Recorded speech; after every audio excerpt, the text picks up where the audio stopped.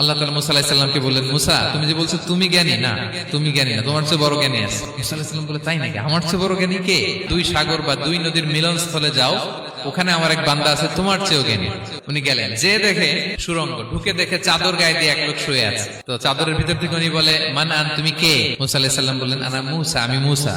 কেন এসেছো? বলতেছে, আপনার কাছ থেকে কিছু শিখতে আসছি। আল্লাহ বলছে, আপনি নাকি সবচেয়ে বড় জ্ঞানী। বলতেছে, না, তুমি আমার জ্ঞান নিতে পারবে না, ওই ধৈর্য শক্তি তোমার নাই। মুসা আলাইহিস সালাম বললেন যে, আপনি যে কোনো শর্তে আমাকে একটু রাখেন কয়েকদিন, আপনার সাথে আমি রাজি। অবশেষে খিদির আলাইহিস সালাম রাজি হলেন। বললেন, শর্ত হচ্ছে আমি যাই করি আর না করি আমাকে কোনো প্রশ্ন করা যাবে না। মুসা আলাইহিস সালাম বললেন, ওকে। সফর শুরু হলো। সামনে নদী, এক লোক তাদের নৌকা দিয়ে নদী পার করাই দিল।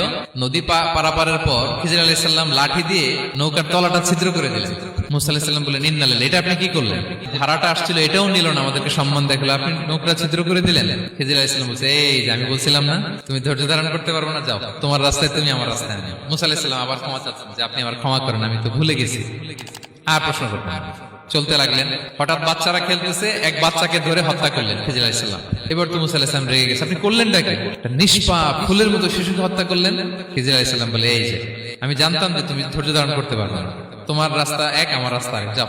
এবার মুসা আলাইহিস সালাম করজোর করতেছে যে, this is the last chance, একটা ফাইনাল চান্স দেন, একটা সুযোগ দেন, আর আমি প্রশ্ন করব না। হাঁটতে হাঁটতে এক ইহুদি বসতির সামনে যে হাজির, দুজনই খুব ক্ষুধার্ত, খাবার চাইলো, এরা আবার কৃপণ, খাবার দিল না। যাওয়ার পথে দেখতেছে এই এলাকার একটা দেয়াল ভেঙে পড়ে যাবে। তিনি বললেন, মুসা চলো এটা ঠিক করে দেই।